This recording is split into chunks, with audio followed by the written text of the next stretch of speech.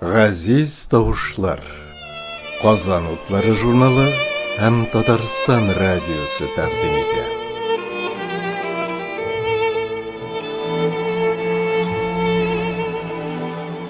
Хөрмәтле радио тыңлаучылар, мәгълүм булганча, моннан берникадәр вакыт элек Татарстан язучыларының Тукай клубында күренекле тарихчы, Татарстан Фәннәр академиясының Төркиядәге шәрәфле әгъзасы профессор Надир Дәүләт белән истәлекле бер очрашу булып узган иде. Хәзер сезнең игътибарга шушы чарадан беркадәр кыскартылган язма тәкъдим итәбез. Очрашуда катнашучыларны кунак белән танылган җәмәгать эшлеклесе язучы Разил Валиев таныштырды. Татар халкының язмышы турында инде без барыбыз да бик яхшы беләбез. Тарихында соңгы елларда ныклап өйрәнә башладык дип әйтергә була. Надир Дәүләтнең язмышы татар халкы язмышынан һич тә аерылып тормый, бәлки кайбер урыннарда ул татар халкының иң аянычлы язмышын кабатлый да торгандыр. Язмышының иң аянычлы чырларын кабатлый торгандыр. Надир әфәнде татар дөньясында гына түгел, гомумән Төркия дөньяда бик тә мәшһүр галимебез, бик тә мәшһүр шәхес. Әгәр дә Татарстаннан читтә ничә миллион икәнен белмим, 100-гә якын миллион татар яши икән, бигрәк тә чит илләрдә, Төркиядә булсын, Германия, Финляндиядә, Америкада, Австралиядә, Япониядә һәм башка илләрдә шушы татарлар арасында иң мәшһүр татарларның берсе дип мин Надир Дәүләтне атар идем. Ни өчен мәшһүр? Безнең анда зур галимнәребез дә бар. Безнең бөтен дөньяга танылган академик Раил Сәгъдиевләр дә бар. Алар искиткеч зур галимнәр, башкалар да бар. Әмма ләкин татар халкына хезмәт итү ягыннан минемчә беренче урында Надир Дәүләт тора алар арасында да. Ул үзенең биографиясе турында, үзенең тормыш юлы турында үзе тәфсилләбрәк сөйләр, чөнки ул үзенең язмышын миңа караганда яхшырак белә. Ул Кытайда туып үскән, Төркиядә белем алган, Германиядә белем алуын дәвам иткән, Америка университетларында лекцияләр укыган, профессор, фәннәр докторы һәм башкалар. Аның язмышы бик тә катлаулы инде әйткәнемчә. Аның әти-әнисе заманында Кытайда Milli Bayrak газетасын чыгарып, Совет гаскәрләре килеп кергәннән соң кулга алынып, 10 ел төрмәгә ябылып, шунда аның сеңлесе Фәридә ханым төрмәдә туып, һәм башкаларына соң ятим калып, Надир әфәнде аны асрамага алып, аннан соң инде ул асрамага алган әти-әнисе белән Төркиягә күчеп, менә бүгенге көндә кадәр килеп җиткән атаклы шәхесләребезнең берсе. Мин Надир әфәнде белән 1990 елда таныштым. Аларны монда Казанга Мирфат Закиевләр, Абрар Каримуллиннар чакырып китергән иде ул вакытта. Анда ике профессор килде, берсе Америкадан Рифат Таби һәм Төркиядән Надир Дәүләт. Ул вакытта заманалар бик кысылган иде, безнең мөмкинлекләребез бик шикле иде. Әмма ләкин без барыбер мөмкинлекләр табып Татарстанда сәяхәт иттек. Ул вакытта алар Казанга гына килергә тиешләр, Казаннан читкә чыгарга аларның хаклары юк иде. Әмма ләкин без җаен табып, аларны Түбән Камага алып бардык, Чалдыга алып бардык һәм аларга Татарстанны күрсәтеп кайттык, безнең ничек яшәгәнебезне. Һәм менә шуннан бирле без аның белән бик тә аралашып яшибез. Истанбулда да, башка җирләрдә дә, Казанда да очрашып торабыз һәм соңгы елларда без аның шактый китапларын да чыгарырга тырыштык. Татарстанда Надир Дәүләтнең галим буларак инде берничә сыйфатын әйтеп үтәм. Ул мин әйткән сүзләр генә түгел, бу хакта безнең мәшһүр академигыбыз, галимыбыз Мирхасим Усманов та, Индус Тахиров та, башкалар да әйтеп килде. Алар инде искиткеч зур безнең галимнәребез бүгенге көндә татар тарихы буенча. Хәтта алар да Надир Дәүләтнең иҗатына искиткеч зур бәя бирәләр иде. Менә Мирхасим Усманов турыдан туры булай дип әйтте. Мин үземне төшеп калган галим дип санамыйм, әмма ләкин Надир Дәүләт алдында мин башымны иям. Чөнки ул безнең тарихыбызга читтән карый, үстән карый, һәм ул объективрак безгә караганда. Бездә телибезме, теләбезме, Совет чорының әле бикләре, юзаклары күңеле безнең түрендә утыра. Без аннан әле хәлмәндә котлып җитә алмыйбыз, безгә күңел хырлыгы җитми, анда күңел хырлыгы, күңел иреклеге, күңел бәйсезлеге бар дип әйткән иде. Һәм аннан соң безнең чыганакларыбыз шушы Советлар берлегендәге, Татарстандагы чыганаклар һәм күрше-тирә республикалардагы чыганаклар гына, һәм ул чыганакларда без татар теленнән һәм рус телендәге чыганаклардан файдаланабыз нигездә. Надир Дәүләт Kıtayda tuğup isken, demek onun andağı mümkünlüklerden de faydalanırga mümkünlüğü var.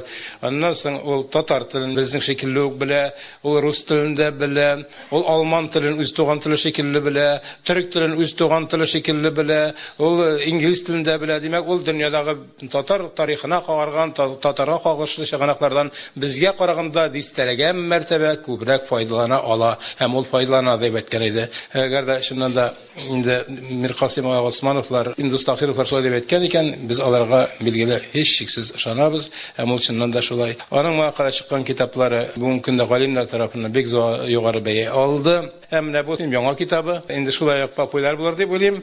Men bu kitapni bek rahatlanıp okup çıktım qat-qat. Her bir sözün, her bir cümlesin onu Rashid Qadirov tercüme etti Türkçeden Tatarçaga. Hem onun redaktörü Milli Kitapxananın ilmi işleri boyunca direktör orunbasarı Erik Hadiyev buldu. Bunda Milli Kitapxanada Jiyan fondu da özünün ülüşün bek kiritdi. Hem o kitaplar negizde Milli Kitapxana hem Jiyan fondu tarafından dünyaya getirildi. Bek de gibretli kitap bu. Ni işim biz bir ulug millet bulup birleşip kite almadık. Onun sebeplerini izlegen olmanda. Hem onların bek de aşık etip delillegen. Yarın ben şuşunda toktayım çünkü Nazir Efendi'ye söz kalsın.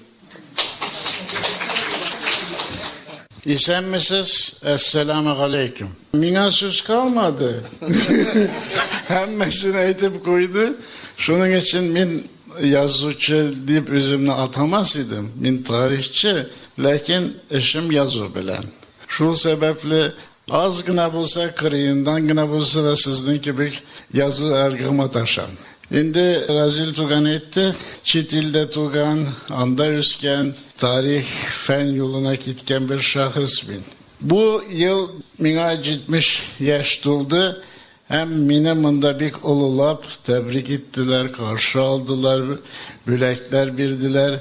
En zor büleklerinin biri de mine üstelde yata Tatarça çıkan yaңа kitap. Tabii barça kitaplarım Tataristan'da yankırasın diptiler idim. Lakin ben Tatarça yazsam bir seyir, bir yemsiz bulur idi. Şu sebeple onun tercüme etiliği hayırlırek. Tatarça yazalmım tügil. Yazam lakin onun şundi muğu teme benim yazganlardan bulmitirgandır. Ne de bulsa ben Tatar mektebi görmedim. Çit ilde kızganış şul ki Kıtay'dan irterek gittik. Bizning Kıtay'daki Tatarlarının Japonya'da, Kore'de, Kıtay'da, Manjuriya'da üz mektepleri var idi. Anda tuğup iskenlerin hemmesi başlangıç bilimlerin şu Tatar mekteplerinde aldılar. Lakin biz Irak diasporada yaşayıcılarının şundi mümkünlüğü bulmadı. Şu sebeple de öyde öğrengenler bilen özü biz üster getiriştik. Men nega Tatarça bilen kızıksındım çünkü öz tarihimni, öz ötkenimni öğrenir getledim. Birinci yazıcılık tecrübem de benim Tukay bilen başlandı. Tukay'ın şiirlerin Türkçe'ye tercümeyi de başladım. Bizning uyuşmada Tukay Yaşlar Tügeregi ismiydi. Tukay Bülteni degen bülten çıkardık. Şunun her sonunda inkiminde Tukay'ın bir şiirin urnaştıraydık. Şulay etip Tukay'ını tanı mümkünlüğü tudu. Onun eserlerini anlav, beyelev. Ondan sonra Tatar edebiyatı bilen kızıksına. Tabii bizden çor Timir Perde çoru deyip atalgan çor. Yani biz sizlerini bilmiydik, siz bizlerini bilmiydikiz. Şu sebeple biz kolumuzdaki materyal bilen yine çeklenirge mecbur bulduk. Yani biz Sovyet edebiyatı turunda məlumat biz yok idi. Sovyet yazıcıları, şairleri, alarını bilmiydik. Sovyet çorunda da bir kıymetli eserler dünya gördü. Onu sungarak biz öğrene aldık. Şu sebeple de bizden yazganlar Mecit Gafuriler olsun, Ayazi Sakiler olsun, şundirak revolüsiya çorundan ilki yazıcı, şair, derdben falan gibi kişiler idi. Şu sebeple biraz dar kaldı bizden bilimimiz. Lakin sungarak onu kengeytirge mataştık. Hem bugün ben sizin karşınızda uzak söylep başınızı ağırtırmayayım. Sorular olsa alarga cevap vereyim. Sorularınız var mı? Kitaplar var mı satıyor? Bulur. Әлі bugün bunda yoktur. Bulur. Ol kitaplar satу bulur Tatarstan Milli Kitapxanasında. Tatarstan Milli Kitapxanasında anda 2 kiosk var. Karl Marx uramınдағы binasında da var. Kreml uramınдағы binasında da. Әлі bilen birer atından әлі bu çık tabadağına düştü. Әлі Nadir devletinin kilüğüne ülgürtürge tırıştık biz onu. Әлі tirajın tipografiden de almağın. Feride'nin yazmışı. Feride'nin yazmışı nindirek buldu. O benimkiden yaxşırak bulmadı. Anarter getirişmin. O Çita'da, türmede tutu. Tugaç bir 2 yıl anası yanında, lagerda birge yaşarga mümkünlük birdiler. Her kimseyin bu sütteki balalarga anaları bilen görüşü için gününe 1-2 saat ruhsat etkenler. Ondan sonra 3 yaşlarında alıp gitkenler. Eniyim kay alıp gitkenlerin bilmegen. Ondan sonra tırışıp ditip tanışlar arkalı Feride'nin izin tabi algan. Şimdi alar 10 yıl eti bilenini lager hizmetin ötegenden sonra alarını Sibir'ge bir kolhozga süreler. 6 yıl anda yaşarga mecbur bula. Şul çakta eninin tırışlığı arkalı Feride'nin izi tabula. Ol çakta Feride'ge 11-12 yaşlar bula. Ana şu Sibir'deki kolhozga üz yanlarına alalar. Feride bütün ney alar terbiyesine üsmegen bir Sovyet kişisi bularak Urusça gene söyletirgen bir kişi bulup çıkan. Ben eni bilen 2 mertebe uçraştım Germanya'da çakta. Bir 78. yılda bir de 81. yılda. Ben ağırga sıraydım Feride turunda soraşaydım. Niye ol Tatarça bilmediğim? Biz üreti almadık, kuruktuk diye. Çünkü bizden gider diye boyladık diye. Şimdi nesillerini kişi özü yaşama geç anlayamıyor. Ben ana hazır yakışarak almıyorum. Şu sebeple de Feride'ni gayiplemiyim. Lakin şu var ki bizden arada diyalog yok. Biz bir tugan bulsak da. Tel büyük mühim mesele. Onun için Tatar dili saklanması aileler üzere münasebetleri yugaltacaklar. Tik bugüne de üst tugan tilini saklav için mühim bir sebep dip oylayım. Bir-iki söz istep kıyım әлі.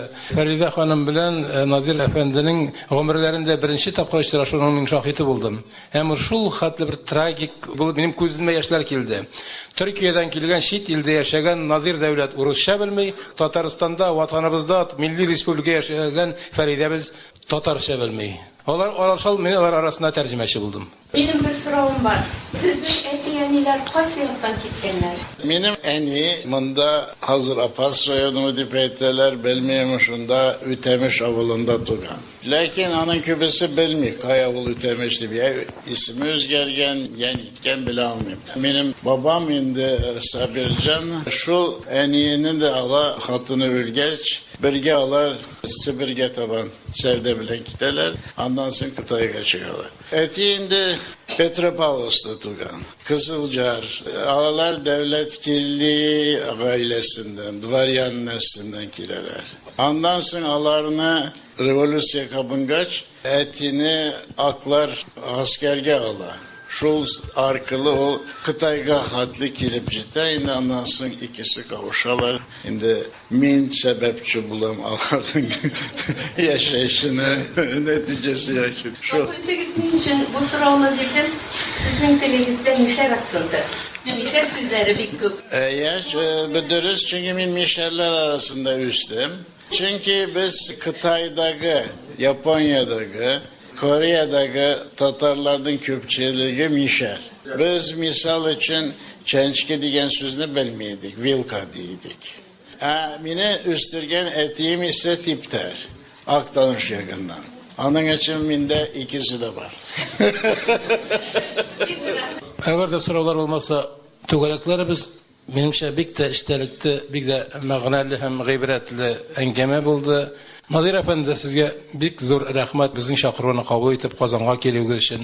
Мен көріп тұрдыңыз, енді татар халқы сізні біле, тағынданығырақ білірге тілей, hem sizni hürmet ете, ihtирам ете.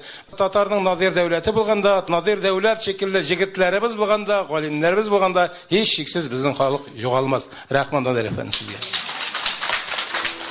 Siz көрнекле тарихчы, Татарстан Фәннәр Академиясының Түркиядәге шәрәфле әгъзасы, профессор Надир Дәүләт белән булып узган очрашудан бер кадәр кыскартылган язма тыңладыгыз.